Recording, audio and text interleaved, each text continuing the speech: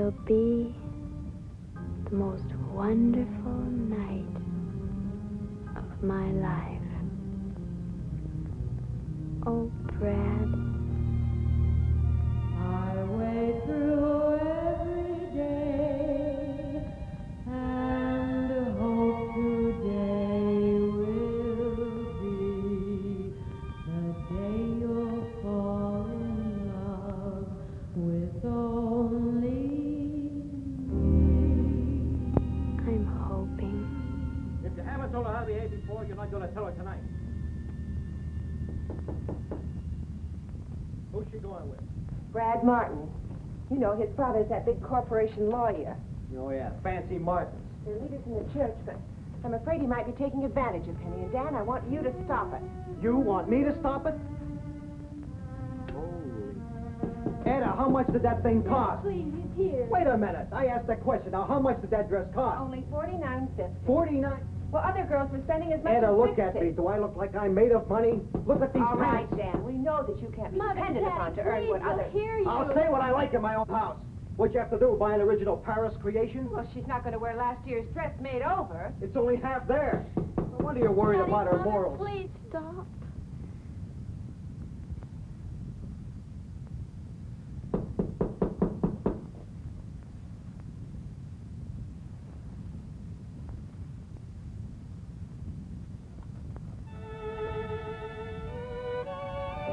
Hi, Brad.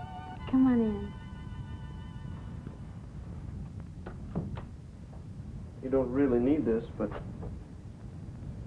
Oh, thank you. I think you already know my mother. good evening, Mrs. Harris. Good evening, Brad. And this is my father, Father Brad Martin. It's a pleasure to meet you, sir. Hi, how's that new TV work I sold you? Oh, it works just fine, sir. Well, it should. It's the best model we ever carried in the shop. What time are you kids planning on getting back tonight? I don't know exactly. I guess it'll last till after midnight. What do they do, just let your kids run wild? Oh, no, sir. Even Ken Walker, the youth director from our church, will be there. I asked you if you wanted to help Daddy. I want you to come home right afterwards. Do you understand? But, Mom, all the kids go to the coffee houses and things afterwards. What things? Parking? No, you kids come right back tonight. We will, Mr. Harris. Should we go?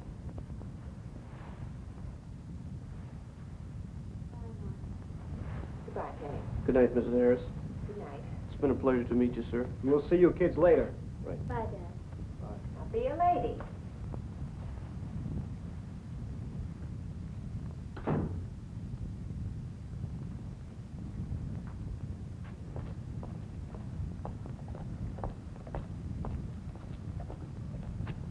He heard you shouting. He heard me shouting. You could hear her screeching 10 blocks.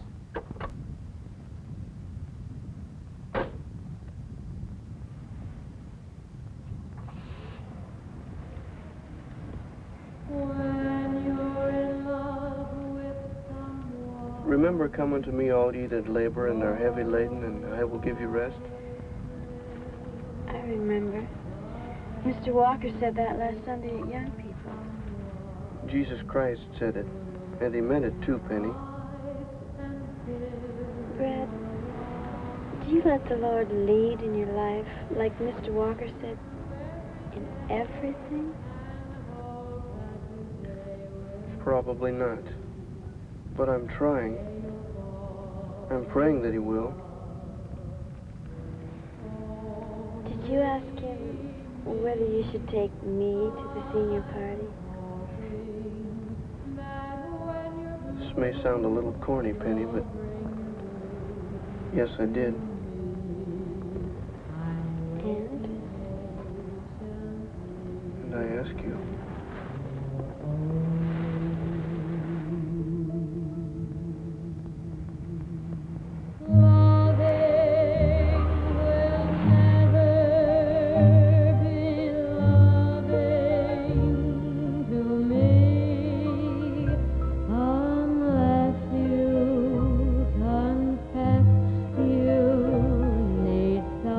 Someone like me to love you.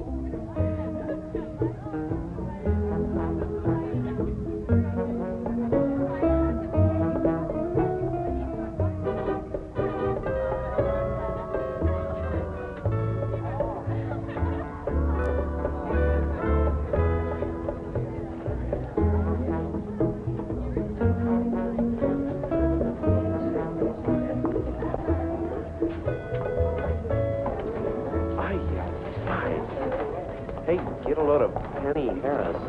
Wow. Hi, Brad. Man, oh Hi, man. Brad. Chicks going live, you know? You're a little bit late. Yeah, but didn't I she think used to Charlie date her has a one table time? back in the Looks back. like I stopped around too soon. That's great. The program started. I'll see you in a little bit, okay?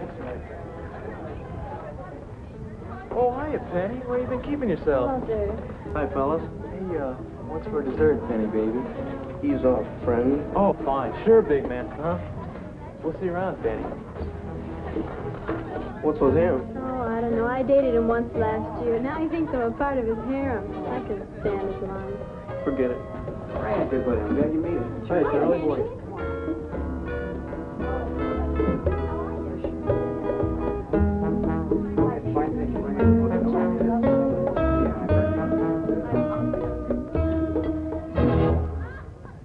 It didn't cost that much. If you had to earn the money around here, you'd think it didn't cost that much.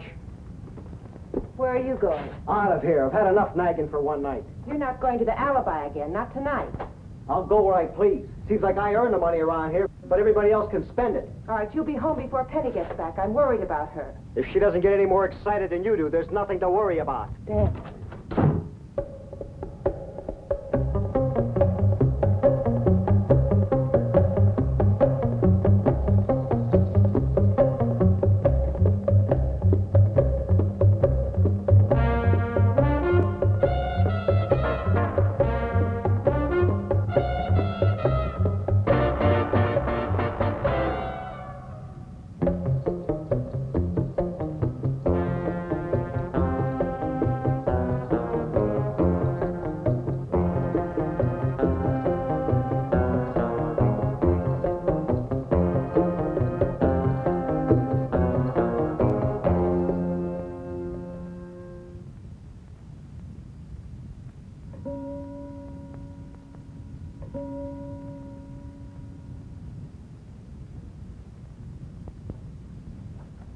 Is that you, Penny, dear? No. It's not me, Penny dear. It's your ever-loving Danny boy. Remember it, honey? Oh, Danny boy. Oh, that song. The pipe. Whenever I need you, you get like this. Calling And now it's so late, we should be out from looking for Glen Penny. to Glen. But what good are you? Look at you. I only had a couple. I can never depend on you. Oh, Danny Every time there's boy. a crisis, I have to face it alone. The pipe. And now with Penny out, and I'm worried Don't about her. worry about Penny. Oh, Dan, Your stop Danny it. boy is Stop here, it. Anna No, Brady. no, leave me Anna alone. Anna girl, Anna no, Brady, Dan, come to stop Danny. it. You're always drunk. I'll show you who's drunk.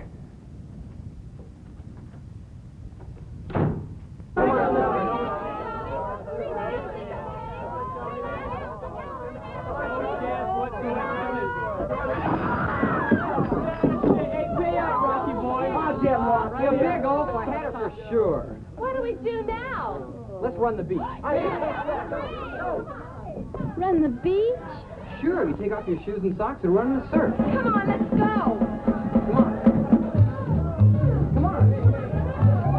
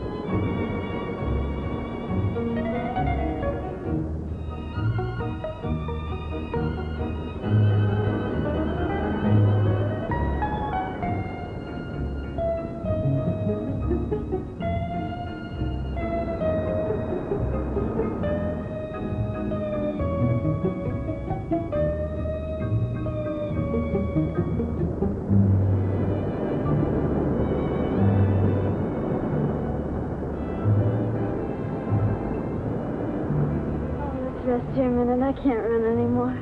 Okay, Penny. thank you for such a wonderful night.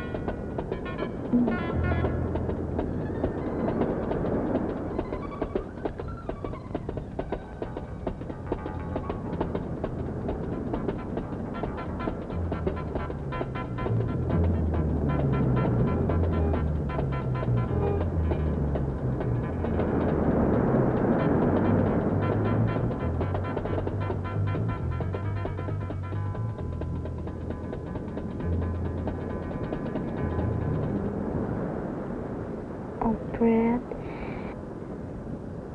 say it.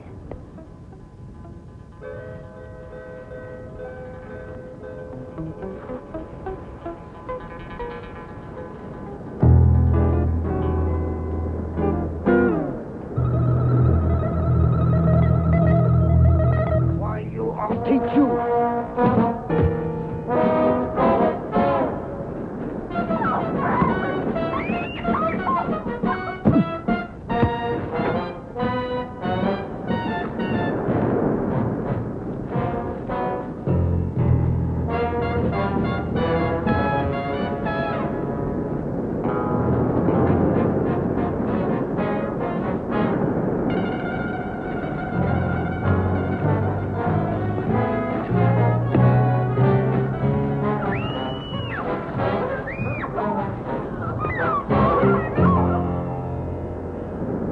You don't understand. I've got to help him.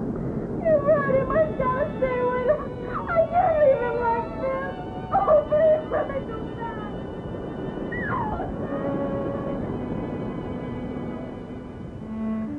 I love her, God. Is that wrong?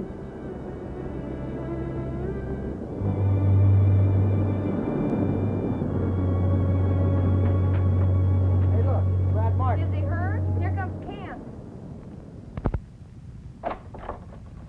Sit down there. Tell that Martin a thing or two. Penny. Dan, what happened? What happened? I'll show you what happened. Look at her. Look at her. Take a good look. All $49 worth.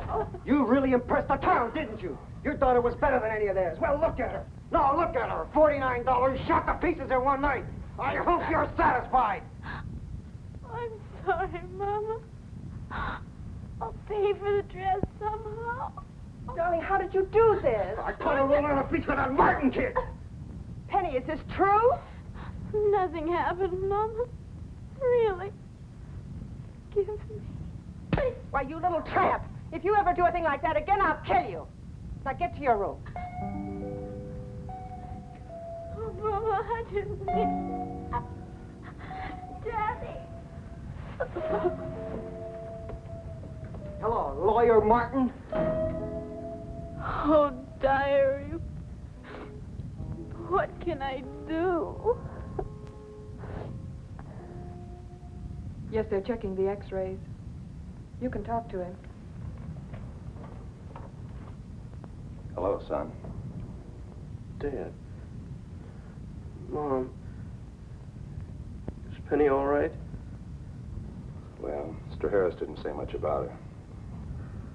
We didn't do anything wrong, Dad. Why was he so mad? From what he told us, he had good reason, Brad. He had no reason.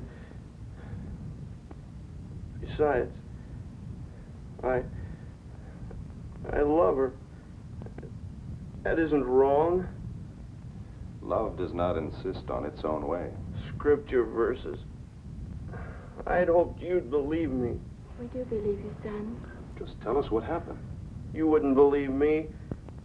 You believe that drunken maniac, Mr. Harris. He needs help, too. Don't touch him. The doctor says you can be released if the x-rays are good. We'll be back later, son.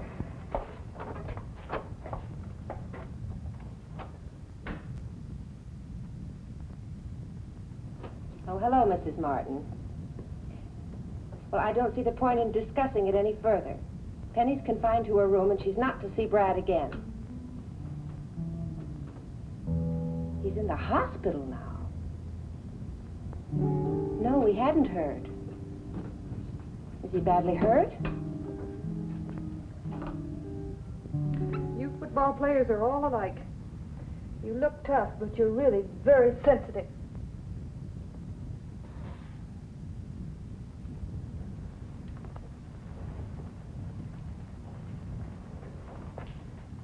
Your parents will be coming in a few minutes to pick you up. They certainly are nice.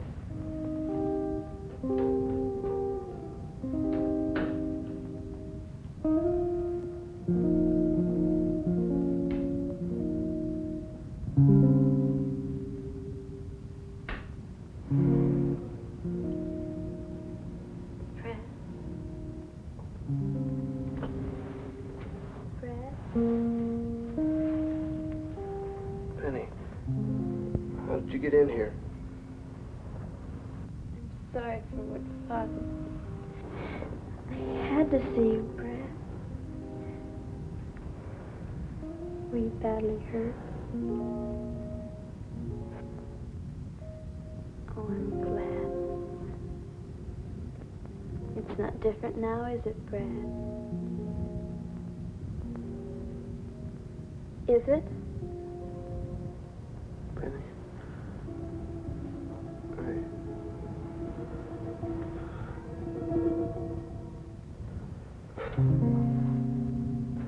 Oh, I see.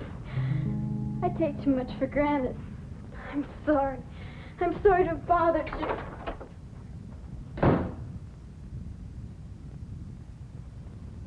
Oh, God. What's wrong? Oh, Penny.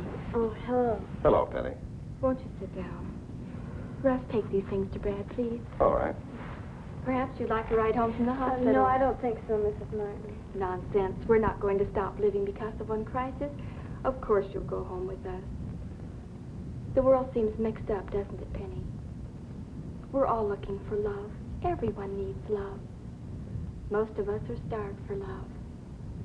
The world would have us believe that popularity and physical appeal are what love is based on. We are even taught that we must love, that not to love is wrong. So we search desperately for love, if only for a moment to still the gnawing, hungry need for love within us. Our search may become so desperate, so self-centered, that we miss entirely the experience of genuine love. What is that, Mrs. Martin? What's genuine love? God's love for us is genuine love, Penny. It is unselfish and freely given. To be genuine, all our love must be founded in His love. The Bible tells that he who loves is born of God and knows God. He who does not love does not know God, for God is love. Any love which seeks for self-gratification cannot be genuine, because it is not like God's love. The Bible also says, "In this is love, not that we loved God, but that He loved us and sent His Son to atone for our sins." We love because He first loved us.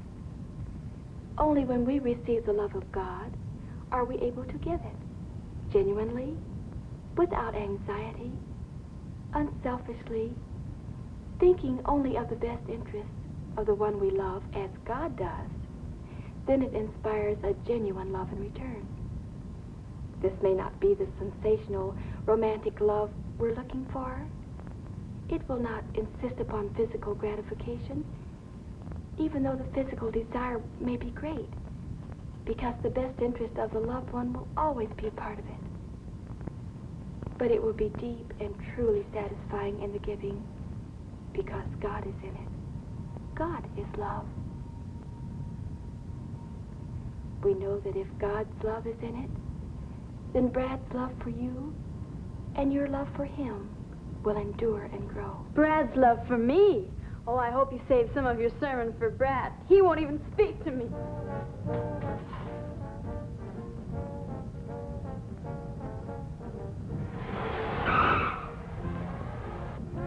Hey, Penny, how about a lift? Come on, hop in. We'll make this a wild one, south of the border. Come on.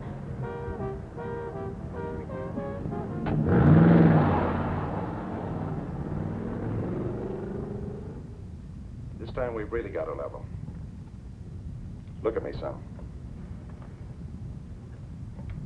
I love Penny, Dad. I really love her. Then why are you so miserable? I don't know.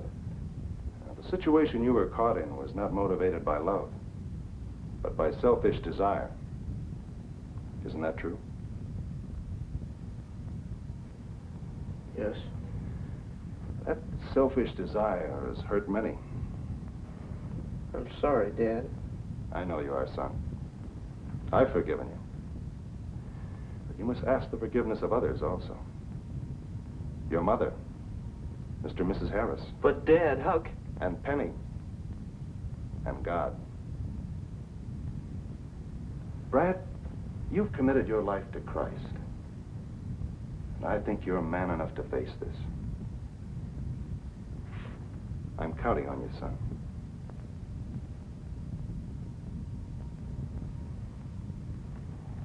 Dad, where can I start to gather in all the loose ends?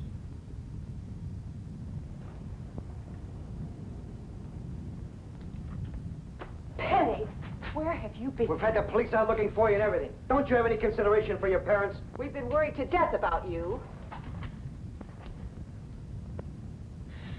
Mexico, Daddy. Oh, Danny boy, the pipes are... Do you remember Etta, honey? Were you drunk?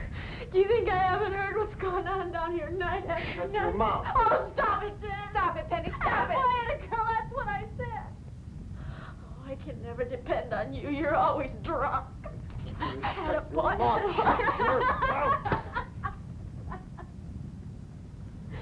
Penny, come to your senses.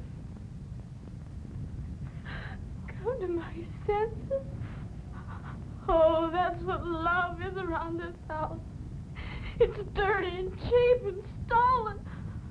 Oh, you don't love me. You never loved me. You don't even love each other. You don't love anybody. You don't know how. Oh, I don't know how. I wish I could die.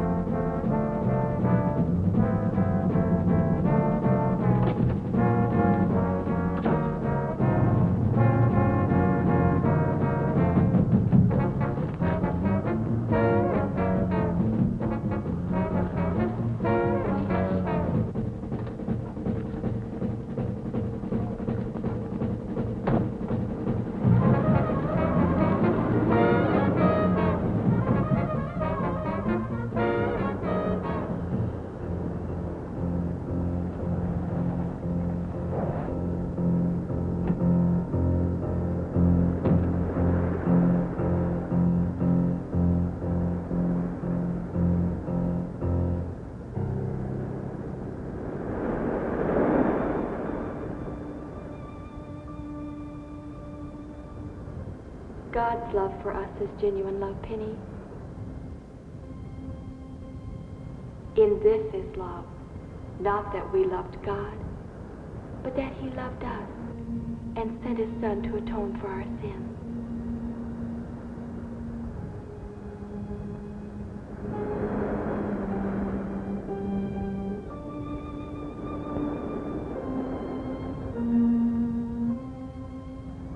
Oh, God. Help me.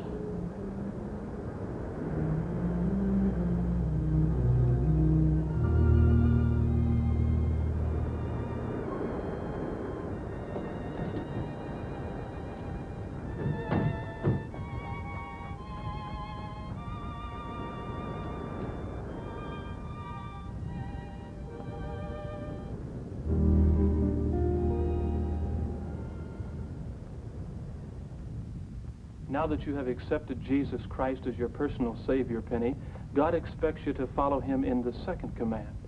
In the book of Matthew, God says, "Take my yoke upon you and learn of me." God loves you, Penny. And in the 13th chapter of 1 Corinthians, he tells us a little about that love. Here we find a deep insight into the loving nature of Jesus Christ. And through this, you can learn to reflect the love that God has placed within your heart. Will you read this chapter tonight before you go to bed, Penny? Yes, I will, Mr. Walker. I'm so thankful for our pastor and for the counseling staff here at the church. Why, it's been different in our family since my mother and father started coming, too. I can't tell you how grateful I am. Well, remember, Penny, it's the power of Christ. God's love can work in many different ways. God bless you, and don't forget, I'll be praying for you.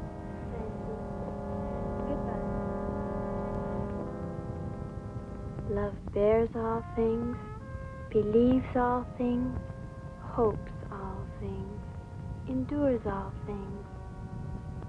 Love never ends.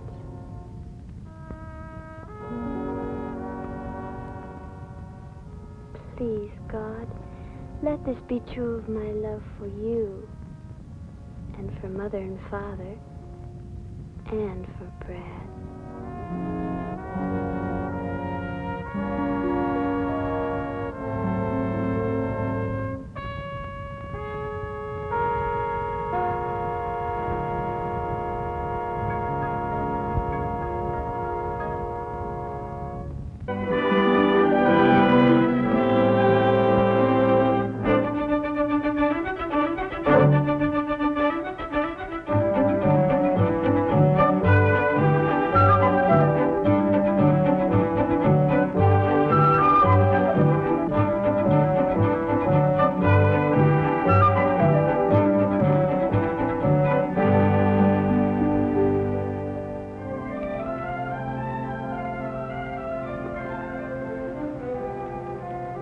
Had devotions, so if you two are finished, you may be excused. It's no use stalling, dear. They aren't going to budge until you hand over their allowances. Oh, allowances. That's what you're waiting for. You knew it all the time, Dad. Well, here we are. 50 cents for you, Dorothy, and 75 for you, Terry. Thanks, Dad. Excuse me. Excuse me. It's a fast disappearing act. I'm glad to see how well they're learning to handle money. Before... I'll get it, dear.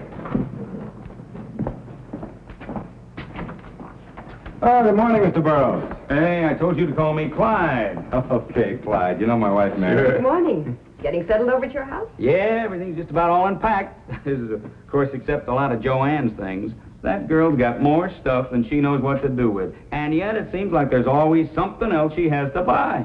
Well, I guess that's what kids are for, huh? To spoil. They're only young once. Our Dorothy was so glad to have a girl her own age moving into the neighborhood. Won't you sit down? Oh, no, thanks. I can't stay. I just came over to see if you have a power mower. That grass of mine is getting high enough to cut into hay. Afraid I can't offer you anything but the old-fashioned push type. Those power mowers cost too much. I'll get the mower. It's in the garage. Okay. Say, how do you find room to store things in there? These garages certainly weren't built for big cars. Oh, that seems roomy enough. Yes, but your car isn't as big as ours.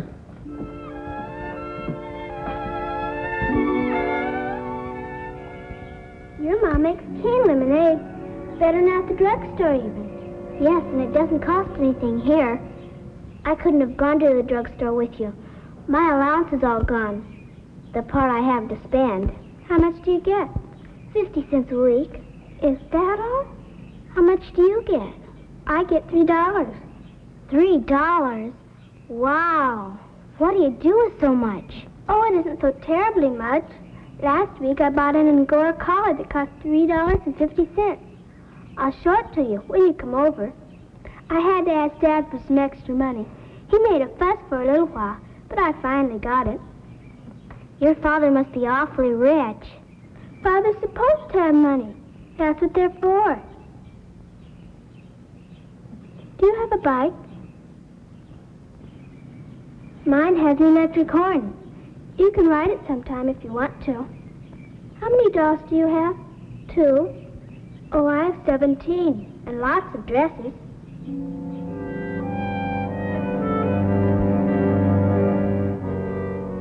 Boy, my bike fund's really growing. My camping fund, too. Don't you get tired of saving and never having any fun with your money? Oh, I'm gonna have my fun when I get that new bike. What's the matter, spend all your allowance? 50 cents isn't very much to spend. Oh, yeah? You used to think that was a lot. Well, it isn't. Other girls my age get a lot more than that. If you mean Joanne, she's probably just bragging. She is not. She gets $3 a week, just to spend on whatever she wants. She doesn't even have to use a penny of that for church. So what? Maybe her dad makes more money than our dad does. Anyway, she doesn't need that much spending money. Girls don't know how to take care of money. They do, too. If I had a lot of money like Joanne, I'd know just what to do with it.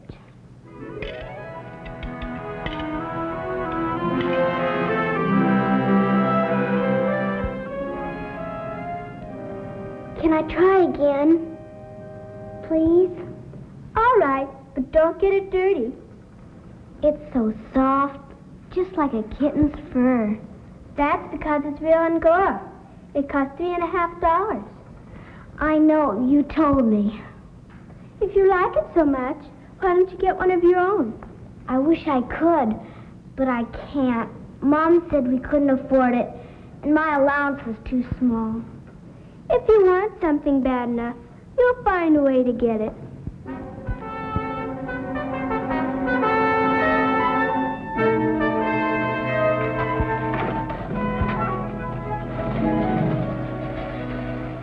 Tom, I hate to keep borrowing your mower all the time, but I just haven't been able to buy that power mower. Seems like I've had nothing but expenses ever since I moved in here. Mailbox is just chock full of bills all the time. Yes, sir, it's just a rat race. I have to work overtime to try to keep up with it. And weekends, that family of mine has always got some fancy trip planned. I have to work the whole next week just to pay for it. What do you folks usually do on weekends? Oh, nothing very fancy. Sometimes we go on a picnic. Sometimes we go swimming or fishing at the lake or visiting together after church. Mostly we just wind up in the backyard. Seems to be our favorite spot. Sure sounds nice and economical. Wish I could get my family to settle for that. Hi, Daddy. Hi, Mr. Burrows. Hi, sweetheart. Well, hello there, Dorothy. Been buying out the store? Here's a tape you wanted, Daddy. Oh, thanks, honey. You want me to take that, too? No, it's not heavy. It's just some yarn for Mother. Well, I better get busy. Thanks for the use of this. Oh, sure, Clyde. Anytime. Well, where'd you get the fancy collar, huh? At the store. Well, I know that. What I meant is, where'd you get the money for it? I saved up for it. Well, it's mighty pretty. Come on, we better get that yarn into your mother, huh?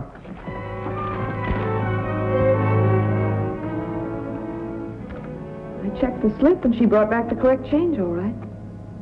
Now, where do you suppose she got the money for that collar? Yesterday, she told me she saved it. She couldn't have. A collar like that costs $3 or $4. Well, maybe Joanne gave it to her. I doubt that. I don't like the way she's acted about it.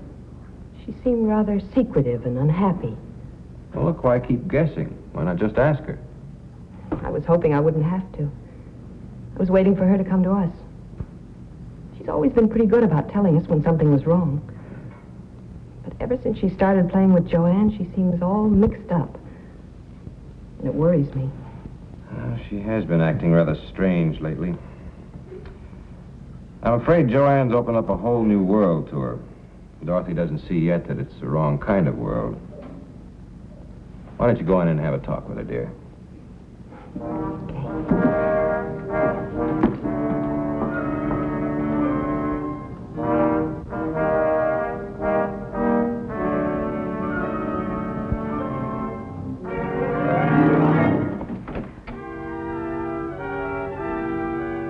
May I come in? Sure, Mom. I've missed my daughter around here lately. one who's always so cheerful and contented. Darling, I know it's hard to see someone with so many things you don't have. But if you're not careful, these desires can make you awfully unhappy. And they can also make you forget some of the things you do have. Like a family who loves you and trusts you. Oh, Mother, I did something awful.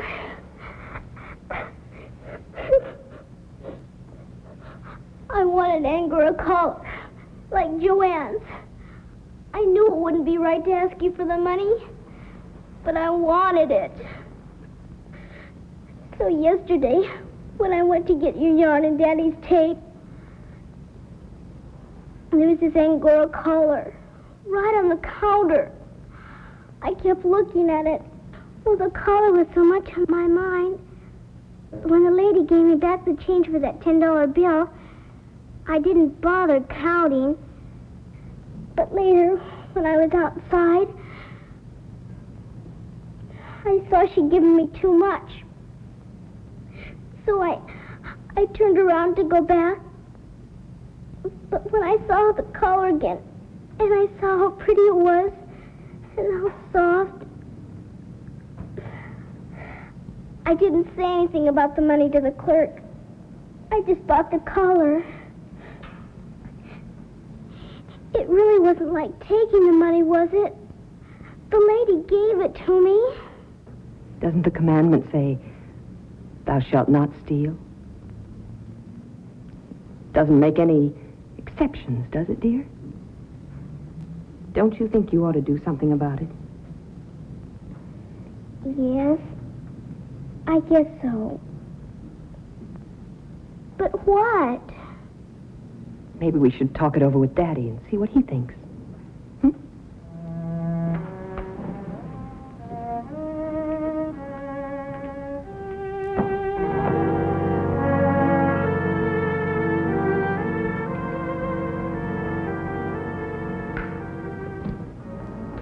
Why can't you return the collar? I got some dirt on it after I got home.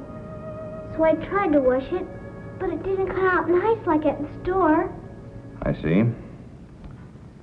Well, the money will have to be returned to the clerk, that's for sure. But it wasn't her money, Dad. It was the store's. I'm not so sure about that. Usually the clerks are responsible for the store's money, Dorothy. Just like you're responsible for the allowance money we give you. Everyone has to be a good steward of the things that are given him. Isn't that what we've been trying to learn? Well, now, what do you think should be done? I ought to take the money back and say I'm sorry. But I can't. I don't have any money. I'll tell you what I'll do. I'll advance you the $4, but I'll expect you to return it to me out of your allowance. Oh, Dad, I will. You'll see. I won't spend anything on myself. And I'll earn extra money, too, so I can pay it back sooner.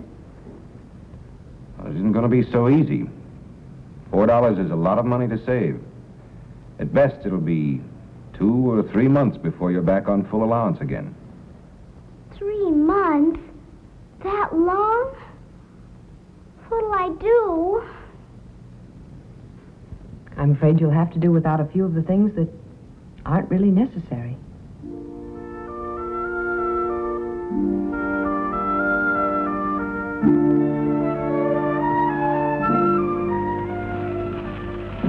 Hiya, Terry. Hi, Mr. Burrows. Well, I finally bought one of my own. Isn't she a beauty? Now that the grass has just about quit growing, I finally bought one. But I thought you were going to get a power mower, Mr. Burrows. Yeah, well, I decided this one would do. Besides, those power mowers run too high. No use throwing money away needlessly. Well, it's a fine mower, Clyde, and I'm sure you'll be satisfied with it. You just bet I will. And I want you to know that I'm grateful for all the times you let me use yours. And, Tom, you know, I've been thinking. You know, it's kind of a good thing that we moved in next door to you folks. You and your family have given me a chance to learn a few things. Oh, what's that? Well, the value of $1, for one. From what I've been able to observe, you seem to have a lot of real good family living without a lot of money being involved. Hey, how about all of us getting together and having a picnic this weekend, huh? Well, sure, we'd love to. In our backyard? All right. Well, allowance time again. And this time, honey, you're on the receiving end of the full amount. It's been a long time, hasn't it? But I want you to know how proud I've been of the way you've gotten along without complaining. And the way you've even earned extra money for the new mission project. She's also learning to be a careful shopper. Oh, well, it's about time she learned something. Especially about money. Now, Terry. Well, you both have been doing so well with your stewardship, I think an increase in allowance is in order. So I propose to advance Terry to $1 a week and Dorothy to 75 cents. Thanks, Dad. Boy, now I'll have my new bike in no time. Oh, thank you, Dad. What are you going to buy, honey? Not a collar, that's for sure. Not even one as soft as 10 kittens.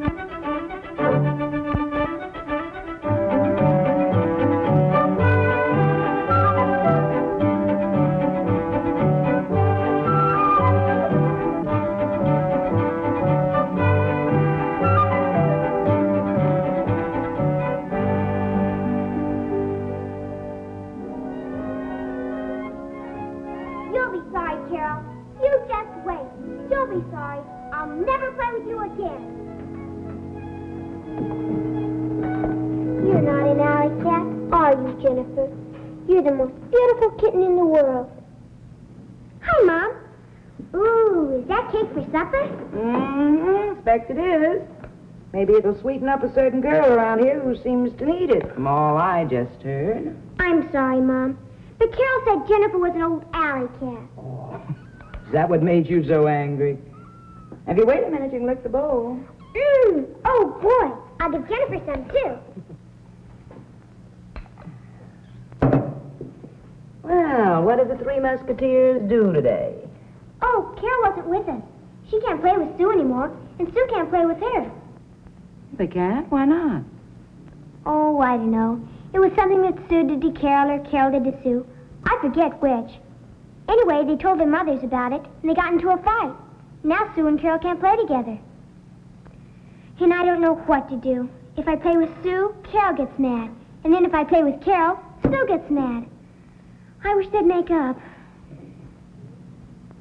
Well, they both came to your birthday party. Oh, that was before their mothers found out what happened and said all those things. No, let's not repeat gossip. Incidentally, we've never gotten around to exchanging the blouses the girls gave you. They were both a little too small, remember? Mom, can I exchange them all by myself? You said I was getting big enough to do my own shopping now.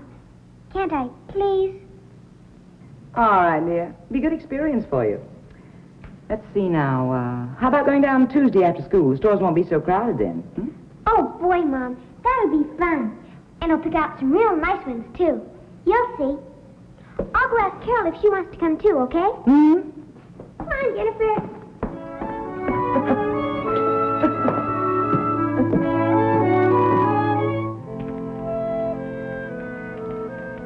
I just love nights by the fire, especially when we talk about things Daddy reads from the Bible. Well, let's see now. Where did I leave off last time, Molly? Do you remember? Was... Oh, I know. It was about the things Jesus said on the mountain. You said you'd explain that part about an eye for an eye and a tooth for a tooth. Yes. Here we are. You have heard that it was said, an eye for an eye and a tooth for a tooth. But I say to you, do not resist one who is evil. But if anyone strikes you on the right cheek, turn to him the other also. I still don't think that's fair. Well, strike means hit, doesn't it? Well, then it says, if someone socks me right here, I should turn my head and let them hit me here too. Well, Jesus didn't mean that, did he? Let me try to help you understand, honey. Let's say that Carol, now I know she wouldn't do it, but let's just pretend. Let's say that Carol, for no reason at all, pulled Jennifer's tail. What would you do? I'd be mad. I don't know what I'd do. Maybe I'd pull her hair. Or get even some way. Well, suppose you did get even. Suppose you hit her, and then she hit you back. There'd be a big battle, and you'd come home crying. You'd say you hated her, and that you were never going to play with her again. Well, I'd probably feel that way if Carol was mean to Jennifer. But according to Jesus, it wouldn't be right, now would it? Now, let's go back over our story. We're pretending and change it just a little. Let's say that Carol pulled Jennifer's tail, and you were so mad that you hit Carol. But here's where we change the story. Instead of Carol hitting you back, we'll have her just stand there with tears in her eyes. Now, think just a minute before you answer. What would you do if you saw her crying? Hit her again? No, I don't think I would, because I don't like to see anybody cry. Jesus knew that if we turned the other cheek, we'd be living according to the law of love. We'd be doing the right thing. And by our example, teaching others to do the right thing, too. But what if it doesn't work? Turning the other cheek. Honey, there are some things we do just because we believe in them. And because we want to live God's way, no matter what others do. Besides, hitting back doesn't solve anything. It only leads to more hard feelings and resentment. But when you turn the other cheek, you're loving back instead of hitting back. I guess Jesus was right then, wasn't he? Yes. But of course, when he spoke about turning the other cheek, Jesus wasn't talking just about someone hitting us. He was talking about all the wrong and hurtful things people say and do. All too often, we plan and wait for the day when we can get even with a person. But Jesus reminds us that God's children are not to give an eye for an eye or a tooth for a tooth, but to turn the other cheek, to forgive, just as God loves and forgives us. But it's an awful hard thing to do, isn't it?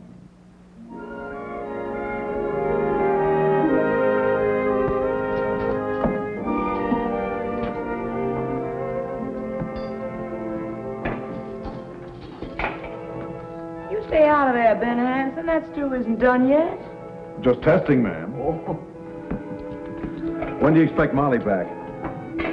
She'll be along any minute now. Stores close at 6. She can't stay much later. Well, those girls are like the Three Musketeers. There's only 2 musketeers now. I'm afraid there's been a parting of the ways. Oh, what happened? Somebody pulled somebody's hair? A little more than that, I guess. Sort of a misunderstanding. Seems Sue did something to Carol, or Carol did something to Sue. Nobody seems to remember just exactly what. Anyway, their mothers got into a misunderstanding over it. Now they've forbidden the girls to play with each other. Sort of puts Molly in an awkward position. Now, if that isn't silly. I'm glad you've got more sense than to get mixed up in Molly's squabbles. Well, it doesn't pay, Ben. Children are quick to anger, but just as quick to forgive. Grown-ups are apt to brood over a situation, build it up in their minds. They don't seem to know how to forgive and forget. Here comes Molly now. We're in here, honey. Well, you wore one of your new blouses home. Hey, that's real pretty. Oh, that's a lovely blouse, dear. You certainly made an excellent choice. Well, let's see what the other one's like. What's the matter, dear? Couldn't you exchange Sue's blouse? What is it, Molly? Darling, what's wrong? I did something awful. Well, hadn't you better tell us about it? I stopped at Sue's house, just like Mom told me to do, to find out where she bought the blouse. Carol waited at the side of the house, so Sue wouldn't see her and get mad because we were going downtown together. And so Sue's mother wouldn't see her. But Mrs. Allen must have watched us coming down the sidewalk because she came to the door and she was real mad. She said that hiding Carol was a sneaky thing to do and that I shouldn't desert Sue all the time to be with Carol. She said I wouldn't have any friends if I kept acting that way. Then I got mad too and talked back. Oh, Molly, you didn't. You know better than that. Honey, what did you say to her? I told her I wasn't being sneaky and that Sue wouldn't have any friends either. It would be her fault for not letting us all play together. Then I left. Didn't even ask about blouse. Oh, darling. Oh, I'm sorry this had to happen. I know it must have spoiled your shopping trip. I almost feel like calling Sue's mother and telling her she shouldn't treat you that way. Only, it would only make things worse. Yes. There's been enough bitterness around here. Honey, do you remember what we talked about last night? Well, I think that it's time we turned the other cheek. Why don't you call Mrs. Allen and apologize? Oh, Daddy, I couldn't do that. She'd start bawling me out again. I don't think she would. Mrs. Allen's really a very nice person. But parents sometimes forget and lose their tempers when children are involved. Now, you go and call her and apologize. Make you feel better. Mrs. Allen will probably apologize right back. Daddy's right, honey. It's the thing to do. Since you really are sorry, why not tell her so, hmm?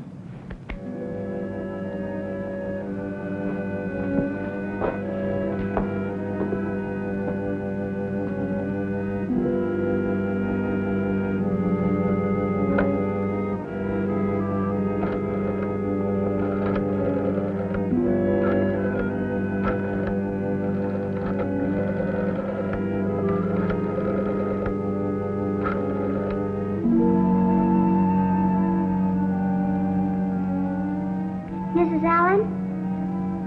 This is Molly. I just called to tell you that I'm sorry I talked back to you this afternoon. Thank you. Goodbye. Phew, she didn't sound mad at all. She just said she accepted my apology. But she didn't apologize to me. Oh, that's not important. The thing is, you did what Jesus wants us all to do. Oh, my stew. I bet it's stuck to the pan. Well, don't get into a stew over it, madam. Oh, Daddy. Well, these answers look all right to me, honey. I'd say you were coming along fine with your arithmetic. I get it.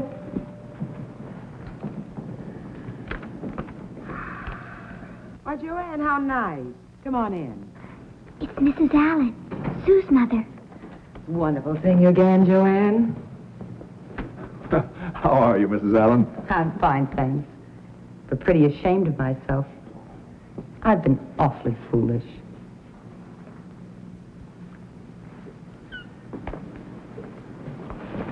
I'm sorry about the way I acted, Molly.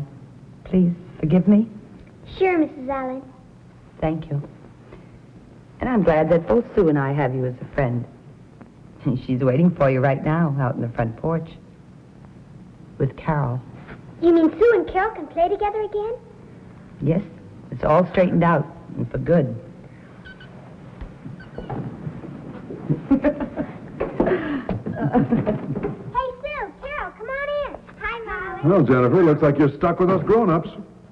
The Three Musketeers are together again.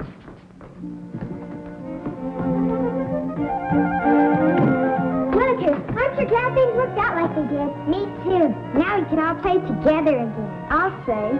You want to see my new blouse, Sue?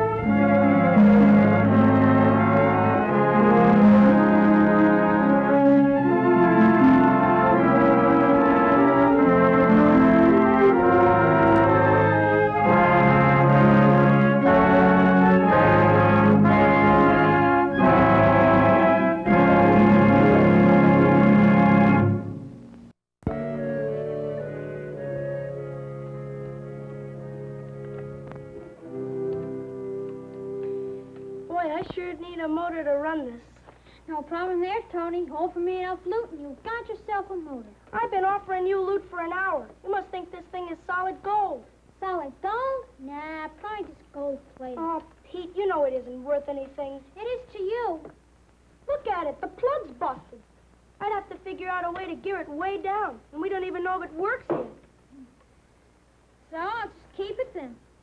It probably isn't any good anyway.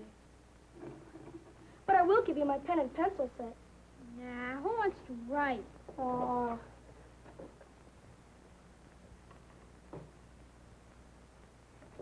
Pete, we might as well give up anyway. What do you mean? Well, I found something out today. Clark's entering a yacht model this long. It's really something. Lord, how can he enter the junior hobby contest? Doesn't even have a hobby. Yeah, but his big brother does. Yeah, and he made that model for Clark, too. I saw him working on it yesterday. And that's cheating. Sure it is, but the judges will never know. That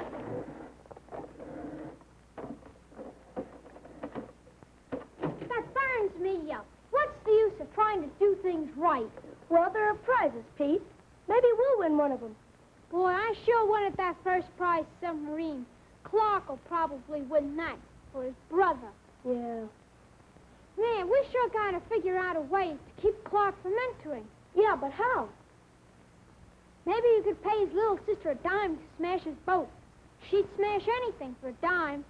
Yeah, but then she'd tell who gave her the dime. Her brother's pretty big. And anyway, that wouldn't be too honest. Phooey, you know what my Uncle Fred says about being honest?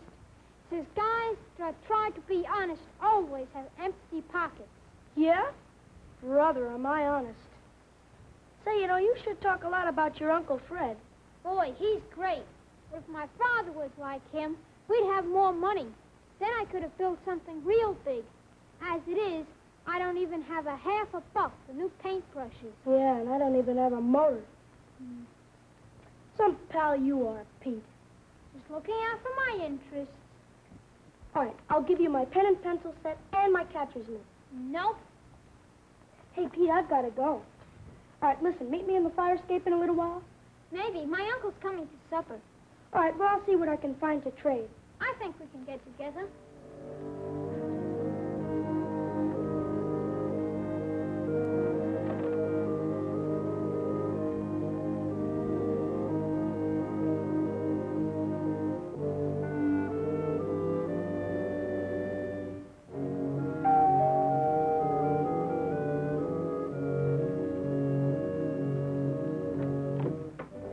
Fred? Hi, Alice. Here's a little something to add to supper. I need your expert opinion. Walt should be home any minute, Fred. What is it? It's a new delicacy I'm putting in the delicatessen.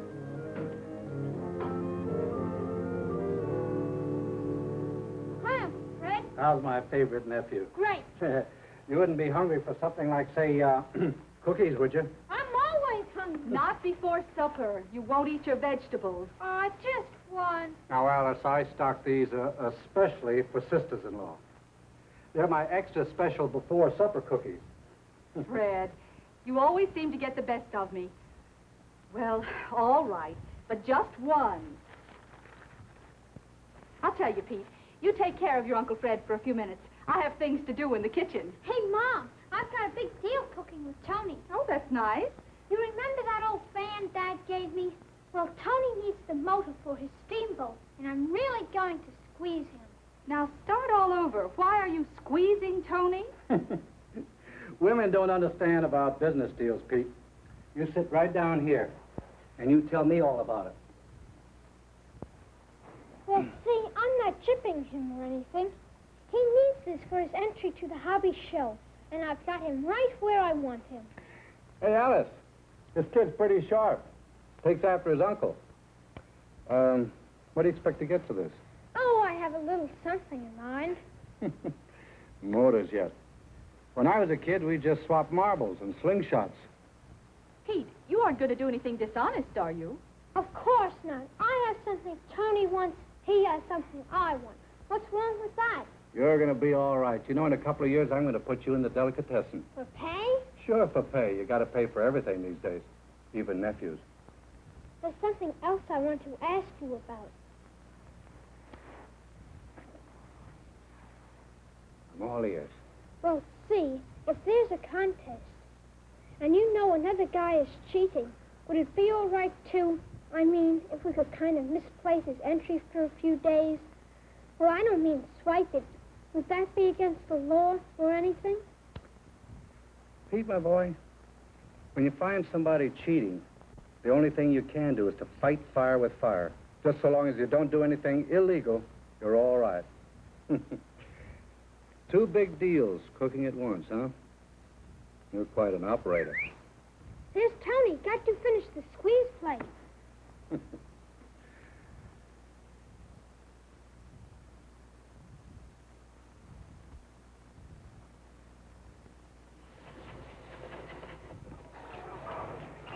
Pete, what are you after? Blood? You didn't even want that motor till you knew I did. So? So keep your old motor. Sure would look good. You know, that paddle wheel turning. You know, you could put some cotton behind it. Look like foam. You cut it out. How about my Boy Scout knife? Nope. I was thinking more like a watch. My watch? This was my birthday present. It cost $6.25 on special. Nobody's pushing you. Well, I guess I don't need this watch anymore. Here, you can have it. You know, Pete, we'd have it made if it wasn't for Clark's boat. Getting rid of Clark's boat. The next thing on my list. You mean you've got a plan? Yep. Here's the deal. Your flat is like this, except the fire escape is off the hole, right? Yeah, but... And Clark's brother works on his boat right by the window, right? Yeah. And tonight's the night Clark's whole family goes to the movie, right? Hey, yeah. But wait a minute. We're not going to swipe it, are we, Pete? Nope, just hide it. Well, now how can we hide it without swiping? Easy. Their place is just like ours. You know that storage place for blankets and stuff above the front closet? Yeah. So who looks for blankets in the middle of the summer? Listen, Pete, this doesn't sound right to me. Right? What about him? My Uncle Fred says you've got to fight fire with fire. Now, you go down first. Okay. Well, I thought you meant later. Well, we have to see if the boat's still there. I'll keep a lookout. Okay.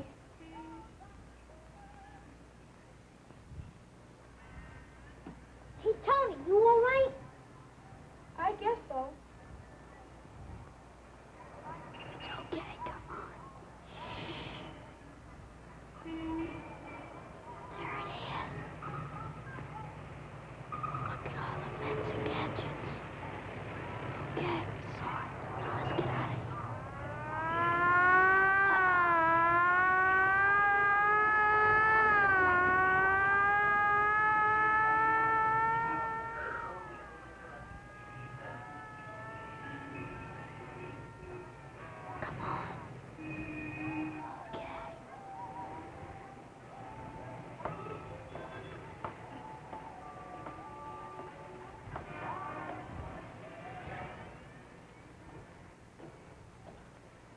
Boy, I sure wasn't cut out for this. This was just a practice run. Yeah. Did you see all that fancy stuff on the deck? Man, we sure gotta scuttle that thing if we're gonna win. Now look, Tony, tonight's the night. I'll see you here about 8.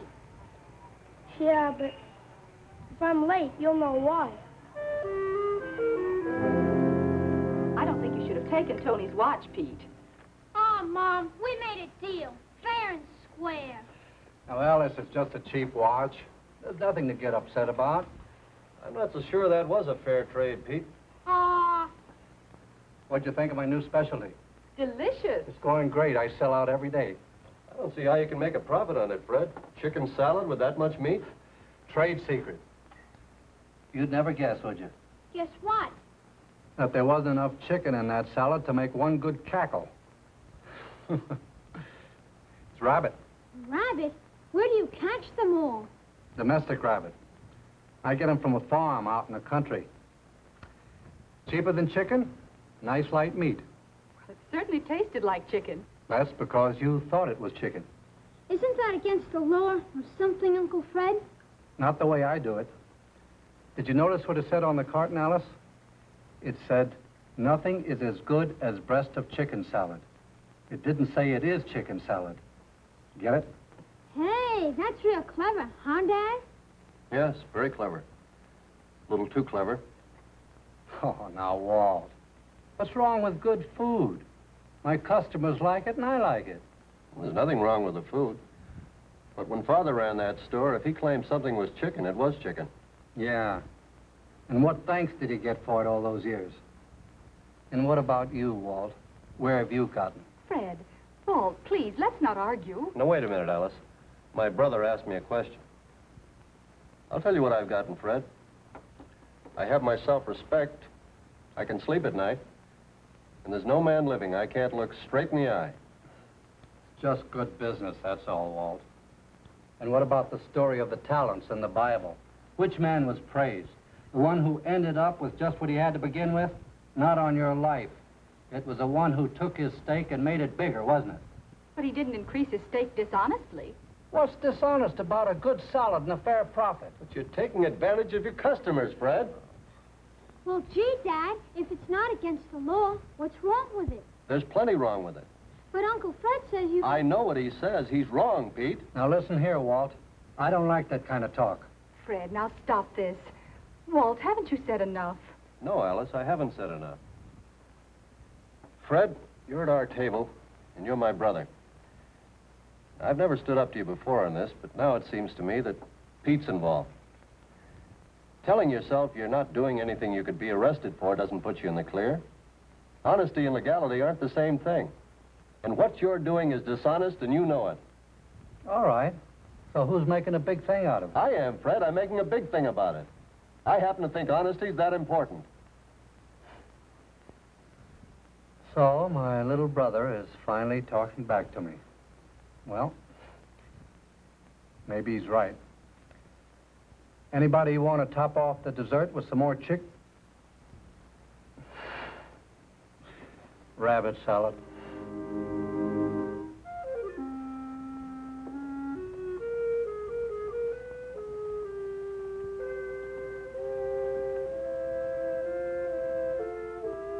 Something on your mind, Pete? Dad, I'd like to ask you a couple of questions. Sure. Come on over.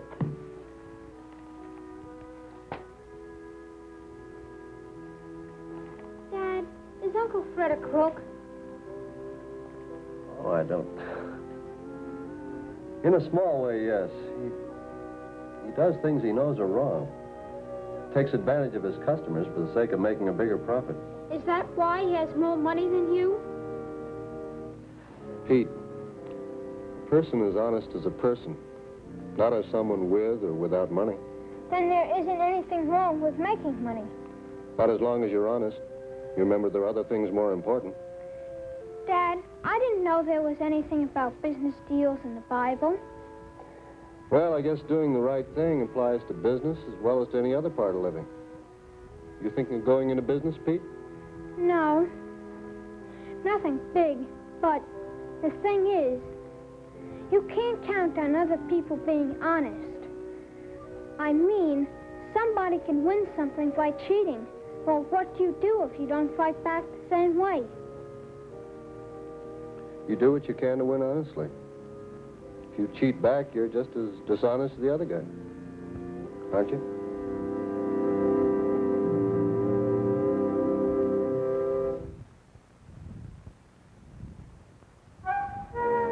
There, my steamboat's gonna knock your eyes out. There wasn't anything wrong with that motor except for the plug. That's nice. You been thinking about hiding Clark's boat? Yep. Well, I'm not going to do it. you mean you got a better idea? Yep. I'm going to finish my model, and I'm going to put it in. And if it doesn't win, I'm not going to lose any sleep over it. Say, Pete, what's wrong with you? Nothing. But I've been trying to figure something out. Is a guy that steals, say, $1 million worse than a guy that steals $10? Well, sure he is. The more you steal, the bigger jail sentence you'll get. I'm not talking about jail sentences. Well, then I just don't get it. Well, I don't either, exactly. But I was figuring that if a guy chipped somebody out of $500,000, $5, or even a nickel, next time he might chip them out of a lot more. You mean you're planning to rob somebody? What are you doing? Take it back. I don't want it. But I want the motor. Yeah, but it wasn't worth that much. Just take it back. Well, all right. My mom was pretty mad about it anyway. Well, and what do you want, Pete? Oh, I'll think of something. Say, just what hit you anyway? Oh, I guess it must have been something I ate for supper.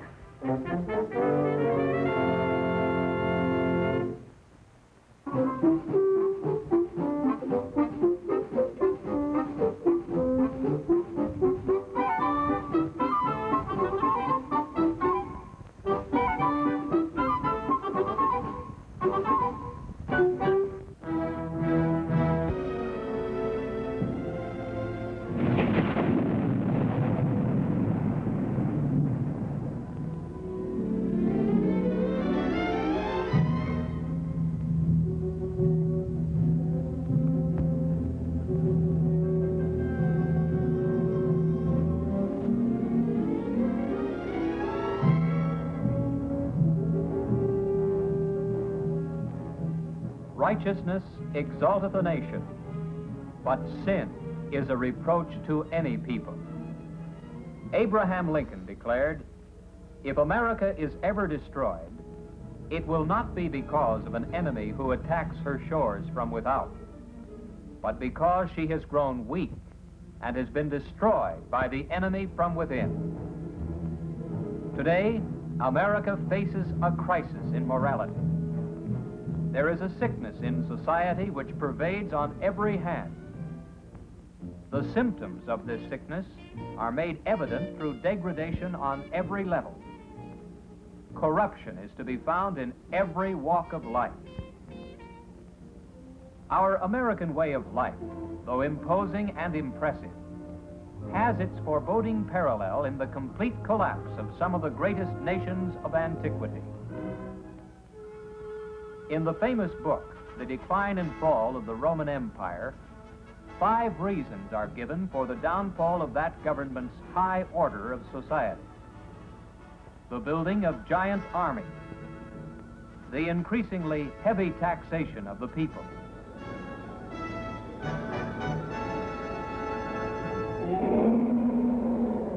the mad craze for pleasure,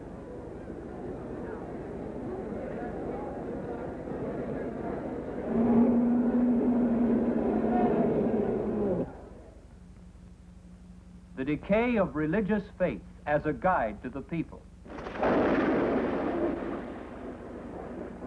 the increase of divorce and the undermining of the sanctity of the home. All the while, they fail to realize that the real enemy lay within the gates, the moral decay of the people. There is a marked parallel in our own national life today.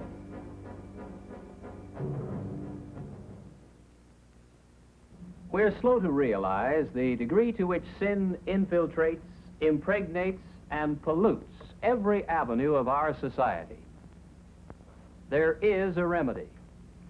But first, let's consider this disease which reaches out its ugly tentacles to bring unhappiness, pain, sorrow, and death to all mankind. One of these tentacles is crime. For every $1 we spend on education, we spend $1.46 on crime prevention and crime detention, says a leading Southern California judicial authority. In less than 2 years, more than 1 million of our American teenagers will be arrested annually, not to mention the countless other thousands who will get into trouble with the law. J. Edgar Hoover reports that in the past 10 years, crime has risen 56%. This rise in crime is 4 times as fast as the population increase warrants, according to the FBI. For example, we have had more bank robberies in the past 12 months per capita than for any other year in the entire history of the United States.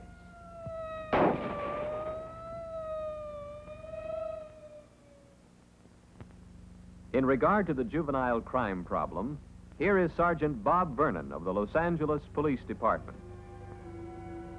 We of the Los Angeles Police Department Juvenile Division find that another part of the crime problem is the alarming rise in the ruthless and violent acts committed by juvenile gangs. Gang activity is just another expression of the delinquents' rebellion against society.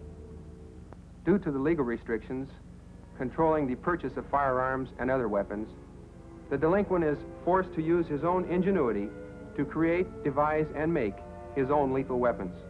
Probably the most common weapon used in juvenile gang fights is the zip gun.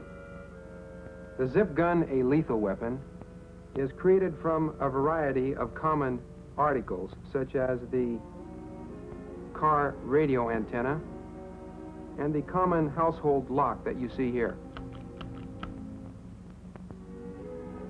Another very popular weapon is the switchblade knife. Due to its dangerous nature, this knife is now prohibited in California and many other states. This may be referred to as the delinquent's yo-yo. However, the purpose of this article is to inflict vicious bodily injury. The weapons you see displayed here, and many others, are presently being used in the increasing number of gang wars being waged throughout our great nation. Juvenile delinquency and gang activity is increasing at such an alarming rate that the Los Angeles Police Department alone confiscates literally hundreds of pounds of weapons, such as you see here, annually. It's indeed a tragedy that many of our young people must spend some of the best years of their lives behind bars. Robbery, fighting, knifing, and murder are among the crimes committed by these roving bands of youth.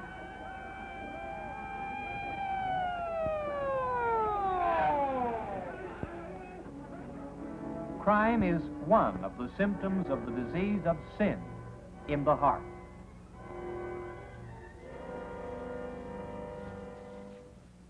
Mr. Roger Arnberg, City Attorney for Los Angeles, reports. Recently, a survey was made of 8,000 teenagers, 17 years of age or younger, who had passed before the juvenile court. Of this number, only 42 regularly attended Sunday school. More significant is the fact that not one of the parents of these 8,000 teenagers regularly attended church. This is a problem of grave concern to law enforcement officials. America today is probably the most unlawful nation in the world. We cannot become too graphic regarding the symptom of immorality because of the very nature of the subject. To reveal the depths of degradation to which we have fallen, we turn to our own Washington, D.C., a city upon which the eyes of the world are focused, a city which should set an example to the nation. Listen, for every 1,000 births in this city, 188 of them are illegitimate. For the first 5 months of the school term last year, there were 185 pregnancies among public school girls. 70% of these pregnancies were among those of junior high school age. And this is only one city, our nation's capital. Immorality is a symptom of the sickness of society, the disease, sin, in the human heart. Another symptom of the disease of sin should be noted here. Harvard professor Carl C. Zimmerman reports that this symptom destroys 4 million American families annually. The very word reeks with tragedy. law enforcement officers generally agree that broken homes are the underlying cause for most young people getting into trouble with the law. It is no wonder that Dr. Robert Fitch of the University of California at Berkeley says, our divorce system simply sinks into the slime. Divorce is a symptom of the sickness in our society. But the disease, as we have said, is sin in the human heart. Our educational system has been under indictment because of Russia's early successes in the race for space. But our schools are under a greater indictment because of moral laxness. Senator Estes Kefauver recently stated, our educational system breeds moral irresponsibility. Isn't it cause to hang our head in shame that in our American school system, which was based and founded upon the Word of God, we no longer desire to have the name of God even mentioned? God has become unconstitutional. How tragic it is that we have taken the Bible out of the classroom, only to have to put it into the penitentiary. The curbing of juvenile delinquency begins in the high chair, not in the electric chair.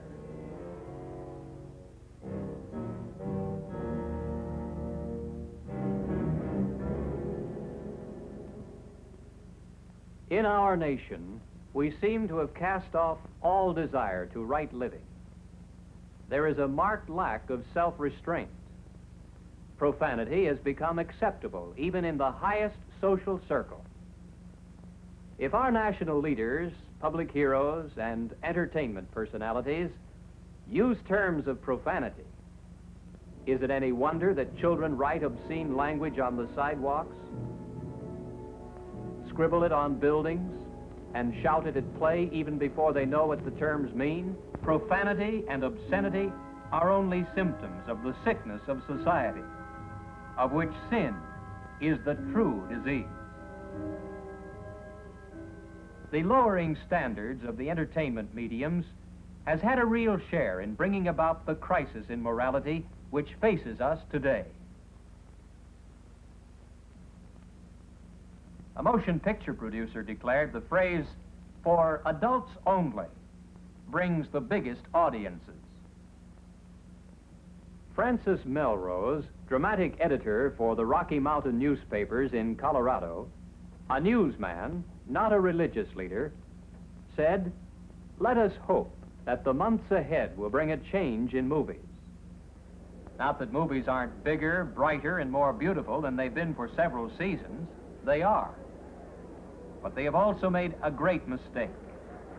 In an all-out effort to compete with television, movie makers have gone to deplorable lengths. In order to emphasize what they've done, they have produced some ads that are not only in questionable taste, but are also downright degrading to the whole industry. In the stories, marriage, the sanctity of the home, and the traditional punishment for doers of wrong seems to have gone down the drain, or would sewer be a better word? So says Mr. Melrose. Recently, TV stations in Southern California were monitored by a civic group for 5 days, Monday through Friday, during the 3 peak hours of viewing by children. During this period, there were 162 murders, 196 attempted murders, 26 conspiracies to commit murder, and 53 homicides. Assorted cases of arson, extortion, brutality, and physical attack were too numerous to even mention. It is no wonder that we have the senseless, brutal crimes by roaming youth groups. And yet, we let TV do the job of moral education.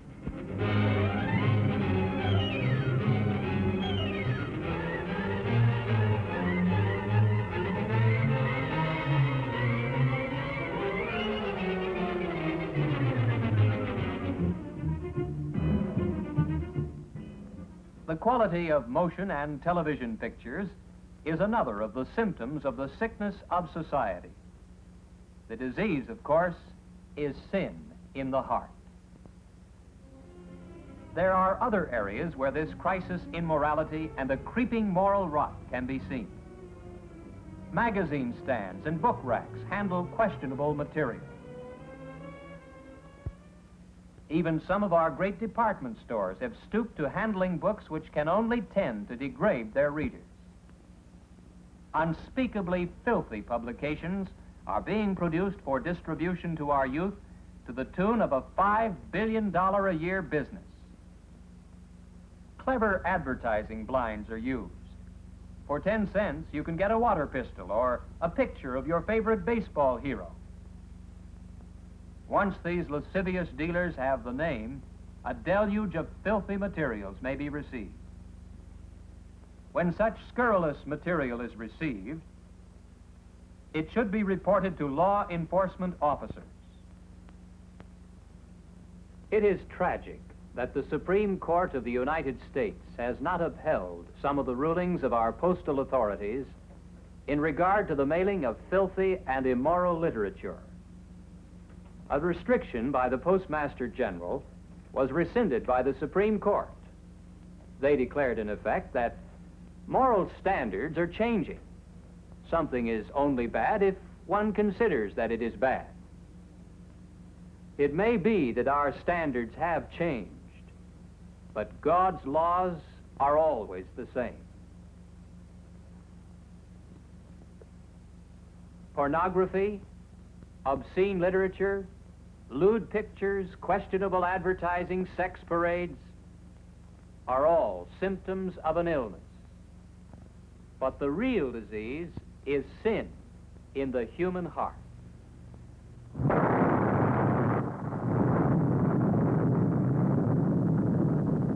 We have become greatly concerned over atomic fallout, but we have done nothing about alcohol. We permit this poison to be used in such a widespread manner that it is killing 40,000 of our people annually.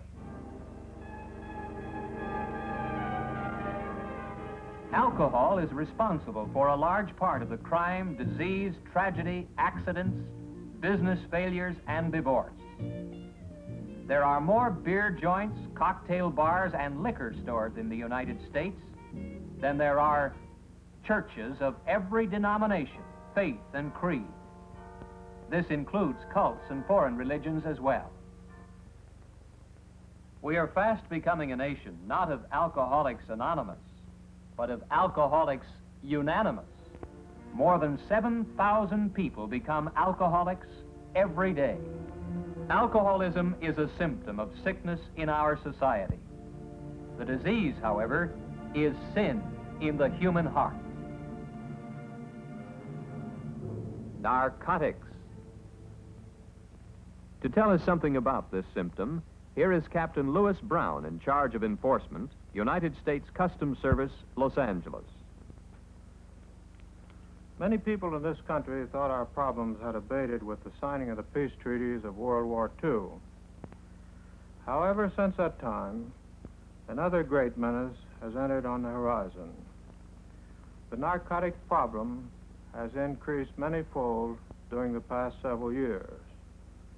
We in the Customs Service know of the increase in smuggling and usage during this period. This is some marijuana seized recently at our local harbor.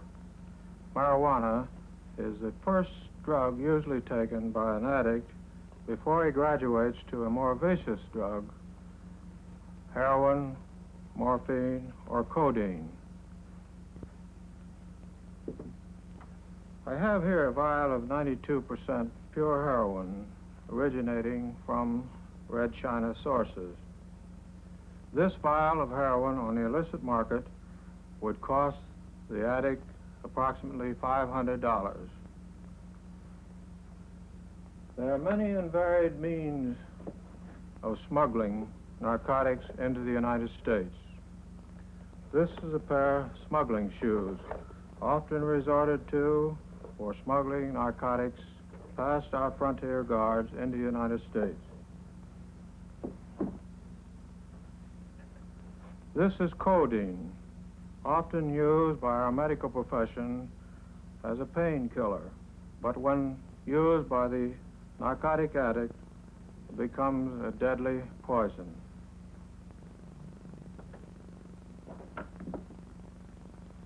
Here's a block of morphine, which originated in Hong Kong, would cost on the illicit market approximately $15,000.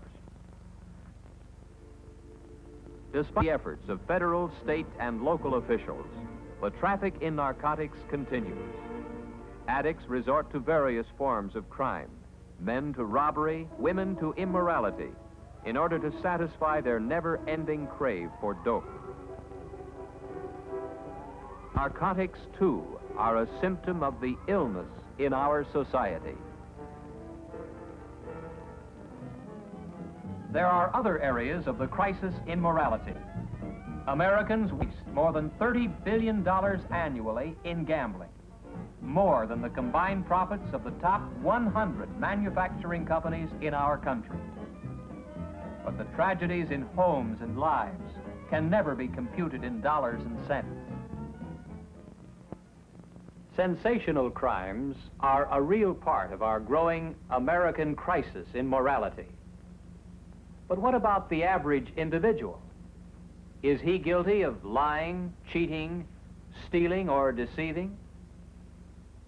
Our government reports that about 75% of the citizens cheat on their income tax. Companies sadly comment on the average office worker who helps himself to stationery, stamps, paper clips, tools, and other supplies.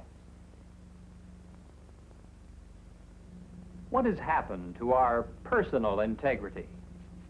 God hates a lying tongue, a false witness, and one who steals. There are many diseases today which, if unarrested, will bring physical death. Medical science is working diligently to discover cures, remedies, and miracle drugs. In many cases, they have been successful. But here is a disease so severe that unless the only cure is utilized, it will positively end not only in physical, but also spiritual death. That disease, of which these are symptoms, is sin. Sin in the human heart. God says, all have sinned. The heart is deceitful above all things and desperately wicked. The wages of sin is death. Cleaning up is not the answer. Billions have been spent in New York City to clean up the slums, but the Housing Authority has reported that it now takes more police for the same number of people. We can stress education, get better buildings, and put a psychologist in every room. But these are not the cure. Congressional investigations, the courts, the PTA, camps and clubs, as fine and useful as they are, will not cure the youth problems. The answer to the distress and calamity of our youth must begin in the hearts and lives of fathers and mothers before their children are born. It begins the day we accept Jesus Christ as Savior and dedicate our lives to Him. This dedication involves much more than a ritual. It calls for exemplary daily Christian living. The existing moral crisis brings us face to face with the greatest of challenges, namely, the need for complete commitment to Christ. This need for Christian living has never been so evident. Even as the crisis in morality is on the individual level, so the cure is up to each one personally. The disease is not something that can be handled by mass inoculation. Christ alone, through His life-giving blood, provides the remedy. The cure for crime and immorality is Christ in the heart. The only cure for broken homes is a family united in Christ. As Christians, We should not hunt through the garbage cans of the world to find food to sustain us and to enable us to fight the battles of life. As God's people, we need to feed on the Word of God. We need to find fellowship with Christians. We need to be a testimony to the world about us. We need to train our children spiritually in the home, and we need to see that they receive the right kind of training in the schools. Many hundreds of Christian grammar schools and high schools have been established in the last few years to meet the need for Christian education. Christian colleges enable students to complete their education. Biola College, one of the 4 schools of the Bible Institute of Los Angeles, Incorporated, is well equipped for this task. Under the leadership of a Christian faculty, young people receive education and training which adequately prepares them for a life of service. In a world filled with fear, we see in these young people one of the few bright rays of hope.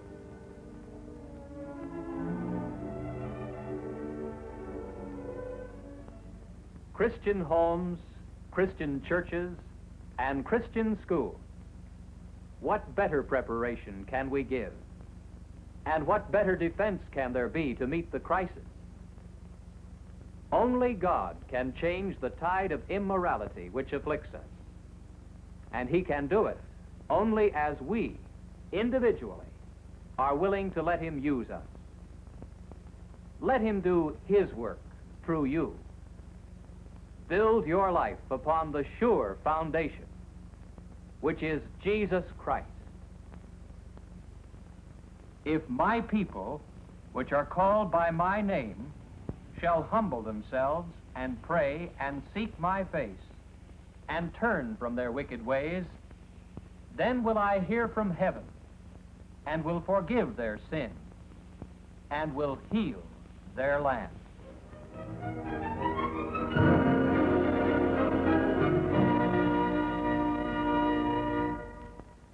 Arises. What does one under the influence of LSD hear, see, and do? We're about to take you into the world of the LSD user, a world that to him is real, yet as terrifying and unreal as anything ever imagined. We call his trip of terror to fly a giant bird.